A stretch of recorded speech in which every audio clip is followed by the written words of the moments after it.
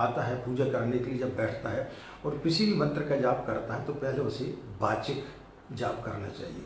वाचिक जाप कैसा होता है कि हम मंत्र को बोलते हैं जिसको दूसरा व्यक्ति भी सुन सकता है। तो ऐसा करने से क्या होगा कि आपको वो मंत्र सही तरीके से याद हो जाएगा।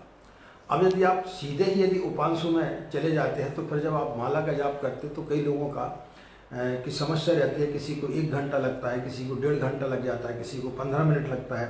तो उसमें आदमी का पूरा ध्यान इसी चीज़ में रहता है कि हम सही तरीके से मंत्र का जाप कर रहे हैं कि नहीं कर रहे हैं। तो ये प्रथम श्रेणी होती है साधक की कि उसको पहले वाचिक जाप करना चाहिए। 4-5 महीने तक वो पहले बोल बोल करके मंत्र का जाप करे। उसके बाद में उपांशु आता है, जो हम वाचिक जाप करते हैं उससे 10 गुना ज़्यादा फल जो है हमें उपांशु जाप में मिलता है। उपांशु जाप जब हमारी स्थिति ऐसी हो जाती है कि वो मंत्र हमें अच्छे तरीके से याद हो जाता है और फिर हमें किसी प्रकार का कोई भय नहीं रहता है, तब फिर उपांशु जाप किया जाता है। उपांशु जाप उस स्थिति में किया जाता है कि जब आप किसी नियत संख्या का आप जाप कर रहे हैं। जैसे आपने संकल्प लिया है कि हम नित्य जो है 108 बार या 324 बार या 11 माला हम जो है नित्य गायत्री मंत्र का जाप करेंगे, तो फिर उसके लिए जो है आपको उपांशु जाप करना चाहिए। उपांशु जाप में क्या होता है कि आपके ओंठ हिलते हैं और जीभ का जो तालु है, तालु में आपकी जीभ लगते हैं, यानी बुदबुदाना, जिसमें कि यदि आपके पास में कोई व्यक्ति आपके पास से निकल जाए तो उसको भी आपकी बात समझ में ना आए कि आप क्या बोलते हैं। जैसे उपांशु जाप इस प्रकार से बोलते हैं,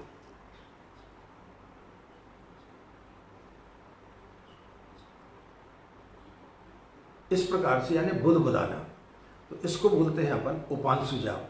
तो इस जाप का जो है जब आदमी वाचिक जाप करता है उससे 10 गुना ज़्यादा लाभ इसमें प्राप्त होता है। इसमें व्यक्ति को जो है स्नान आदि करने के पश्चात में पूजा स्थली पर बैठना चाहिए, षटकर्म इत्यादि करना चाहिए और उसके पश्चात में फिर माला से इसका जाप करना चाहिए। माला से जाप करने की भी एक विधि होती है, वो हम आपको बताते हैं। या तो आप कोई पीला कुछ कपड़ा ओढ़ लें और उसको माला को ढक लें। माला को इस प्रकार से कभी भी खुले में ऐसा जाप नहीं करना चाहिए जिससे कि दूसरा व्यक्ति आपकी माला को देख सके। ये एक प्रकार का गोमुख आता है, इसको गोमुख बोलते हैं।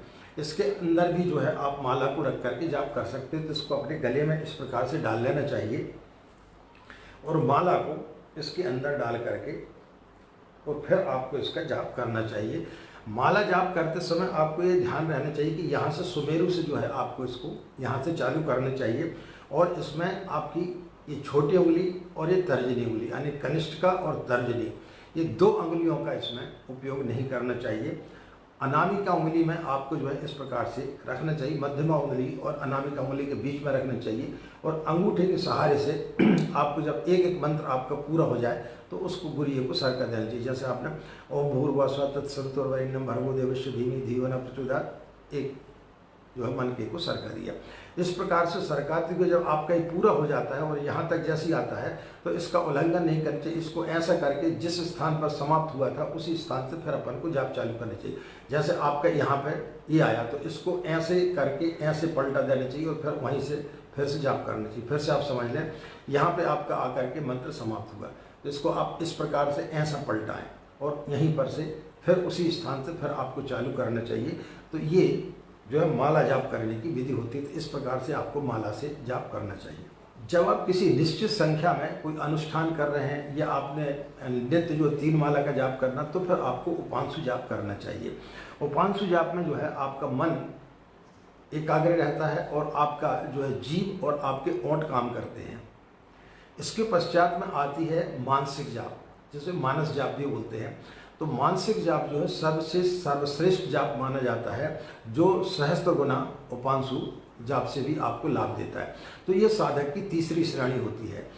जब हम पहले बोल करके करते हैं ताकि वह मंत्र हमें याद हो जाए और फिर जब हम उसको अपने मन में बोलें तो हमें यह कन्फर्म है हम जो मंत्र का जाप कर रहे हैं वो सही है। उसके पश्चात में जब साधक की धीरे धीरे स्थिति बढ़ती है तो फिर वो मानसिक जाप करता है।